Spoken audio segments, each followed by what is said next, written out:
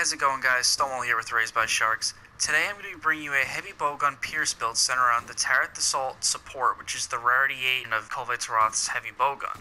Because of the ammo capacity, capabilities, and damage stats that start with this weapon, it is by far the best heavy bowgun for Pierce in Monster Hunter World, and one of the top 5 heavy bowguns overall in the game right now. So for starters, this weapon has a base attack of 270, with 20% affinity, a large slot, 20 defense, no deviation, Wyvern Heart, and an augmentation slot. I recommend putting in affinity to bring the affinity up to 30%, then going with an attack charm 3 for 3 attack boost, the Dragon King Eye Patch A for 2 weakness exploit and a large slot, Kulve-Taroth's Ire A for 2 stun resistance, 2 critical boost, and a small slot, Diablos Nero Braces B for a medium slot, a small slot, and 1 level of focus, Nergigante Coil B for a medium slot and 2 attack boost, and finally the Nergigante Greaves A for a small slot, 1 maximum might, and 1 agitator.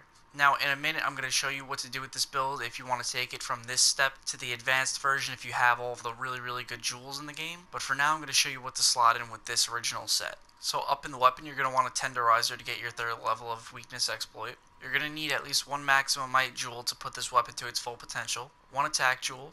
I put in Evade Extender jewel because I feel on heavy bowgun I absolutely love Evade Extender. That and the quick sheath down here, I feel like when you combine the two of them makes you a lot more mobile and I get hit a lot less, but the quick sheath and jumping jewel can be completely replaced with whatever you need. 1 expert jewel and 1 critical boost jewel. Now again, like I said before, for the expert version of this, if you have a pierce up jewel or an extra maximum might, you would just replace the jumping jewel and slot down one of these guys into the medium slot and put the pierce jewel up here. If you have both pierce and maximum might, you would have to swap out the legs to get an extra medium slot, and you would drop 1 agitator for the medium slot, get rid of the quick sheath jewel, and put in both the pierce and extra level of maximum might, bring your DPS to its maximum potential. Another thing you can do to improve this build is if you got lucky and you got a 2nd attack jewel, you can use it to replace the quick sheath jewel.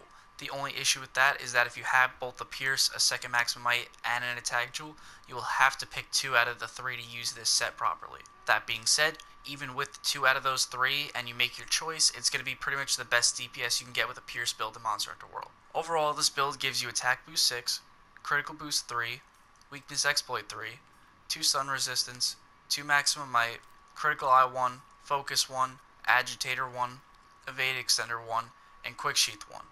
Now that's just the base version of it.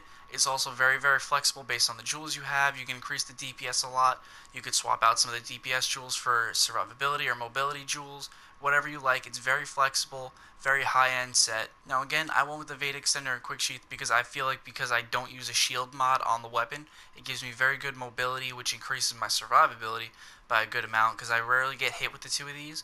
When I drop them, personally, my skill level drops a lot when I'm not using these 2 jewels, but to each their own. As for the focus, I only went with that because the Diablos gloves give a medium and a small slot, plus the level of focus for free, and the focus does counteract the fact that Wyvern Heart recharges a little bit slower than Wyvern Snipe. Just to give you a taste of how strong Wyvern Heart can be on this build, I mean, look at the damage that you're putting out here. You're easily hitting into the thousands if you can stay on the monster for a little bit, like if they're trapped or stunned or something. Now as we step further and further away with the pierce, you see the damage is just really great. You see 28s in there and stuff like that, and that's without the build being maxed out. When I'm hitting monsters with really weak points to pierce ammo types, I see sometimes levels of 30 or higher, and that's without the pierce jewel, because I haven't been able to get it yet. That's without an attack jewel, so this build can be even stronger or even more survivable than it is right now. That's all we have for this Pierce Heavy Bowgun build. If you liked what you saw, please remember to leave a like and subscribe to Raised by Sharks. Also, we're going to have a couple more builds coming out with the Kulve-Taroth stuff, and remember to keep a lookout for our 3rd episode of Monster Hunter World Mythbusters coming this weekend.